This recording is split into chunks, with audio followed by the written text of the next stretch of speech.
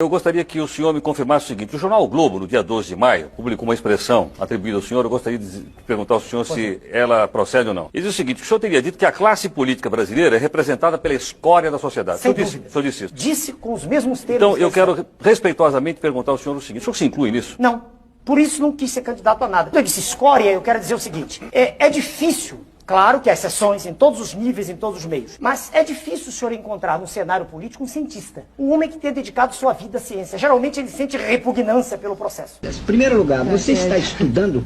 Não.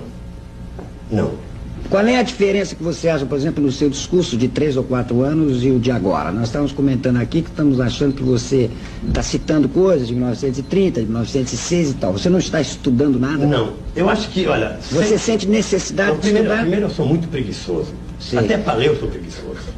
Tá? Eu não gosto de ler, eu tenho preguiça de ler. Pelo hábito, isso é questão de hábito. Quer dizer, tem companheiro que passa um dia lendo um livro. Eu não consigo... Eu estou com um livro aí, aquele livro... 1964, a conquista do Estado aí, faz 3 meses que eu estou com ele, acho que estou na página 300. Quando a gente acompanha todo o processo, a gente vê que, na esmagadora maioria das vezes, o Chico se aproximou para tirar vantagem. Ele se aproximou porque ele fracassou na vida profissional. Ele não é um indivíduo que tenha tido uma carreira com brilho naquilo que faz. Doutor Enéas, desculpe, nós temos aí concorrendo o maior líder da história do Brasil, que é o Lula, e um brilhante intelectual de nível internacional, que é o Fernando Henrique. Muito bem. O senhor me obriga a caracterizar de modo pessoal, que eu não gosto de fazer, mas quando o senhor diz líder, perdoe-me, se o Partido dos Trabalhadores tem uma estrutura de pensamento tão forte, por que na sua linha de frente, para o cargo máximo da nação, ele apresenta uma pessoa, não tenho nada em particular contra esse senhor, mas que é uma pessoa sem preparo? Como sem preparo? O por preparo favor. Só se adquire na academia? Exatamente. Chegaremos lá. De preparo, isso não faz sentido. limita ao sábio. Não, preparo. Eu nunca disse que era sábio, senhor. Não digo isso. Eu sou um estudioso de ciência. Veja bem, quando eu digo sem preparo, vamos ser claros, todos nós. Existe uma mística que é criada no sentido de proteger o cidadão A, cidadão B. Por favor, o que é preparo? Preparo adquire-se de modo formal nas escolas. Se as escolas não servem para nada, para que elas foram criadas? Não, quem disse que não serve? Isso é um minutinho. Então, se o curso primário, o antigo... As escolas brasileiras hoje servem muito pouco. Bem, eu não fiz a escola atual, senhor. Eu fiz há 50 anos atrás. Sim, mas o senhor concorda que hoje ela serve muito pouco, né? Elas servem pouco, mas é melhor a escola do que a não escola. Eu não consigo entender que se lance a candidatura da República e que haja um aplauso de um grupo, né, a uma pessoa que nunca estudou, que se exprime com muita dificuldade, em linguagem falada ou escrita, e que, perdoe-me, fala do que ouve. Eu não conheço nesse senhor, né, candidato do PT, nada que nesse período todo de 79 me tenha impressionado no que concerne alguma análise profunda de questões sérias. Eu nunca vi isso. Eu não sei como uma pessoa que nunca foi educada e nunca educou ninguém pode falar de educação, eu não entendo. Agora, se o senhor diz que eu estou ofendendo, não estou ofendendo, fazendo um diagnóstico. Você está mostrando um preconceito absurdo. Não é preconceito. Veja o senhor, para dirigir um avião, exige-se um curso, claro, um treinamento. Não há nenhuma dúvida. Para dirigir uma escola, exige que a pessoa tenha um diploma. Para ser presidente da República, não se exige nada. Exige que seja um cidadão que tenha legitimidade no seu poder, que tenha o apoio da sociedade.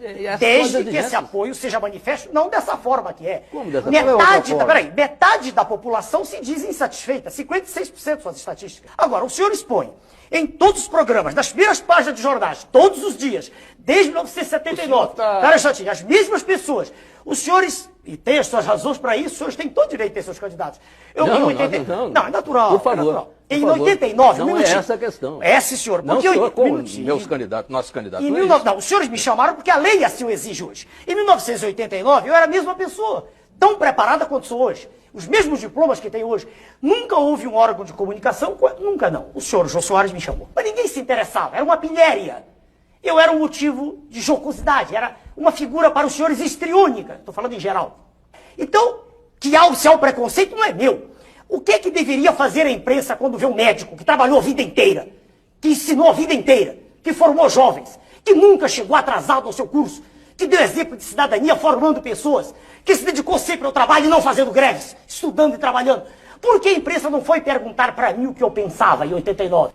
Por que, um minutinho, porque só 5 anos depois, quando eu provei de modo categórico que não queria pertencer ao sistema, por que só 5 anos depois a imprensa se interessou? Eu dizia as mesmas Qual é a vantagem que tem o cidadão que educou, formou, etc. Então, Ele de um sabe. operário comum, não estou me referindo ao aluno, um operário comum que educou seus filhos, que Não, não ensinou educou, os seus escola que filhos, educou. que trabalhou a vida inteira e que fez greve também, que é Um constitucional, minutinho. perfeitamente constitucional. O Um seu minutinho. viés autoritário transforma a greve num pecado mortal. Está na Constituição. A greve é um direito inalienável do trabalhador. Eu nunca disse o contrário, está no manifesto do meu partido. Isto é uma coisa. Outra coisa é viver disso. É fazer disso profissão de fé. Outra coisa é não ter feito nada além disso na vida, como aliás o jornal do senhor escreve sobre mim, não sei quem, não me lembro, que eu não gravo o nome dos senhores, que diz que a biografia do senhor candidato PT é melhor que a minha. Mostre-me o currículo do candidato PT.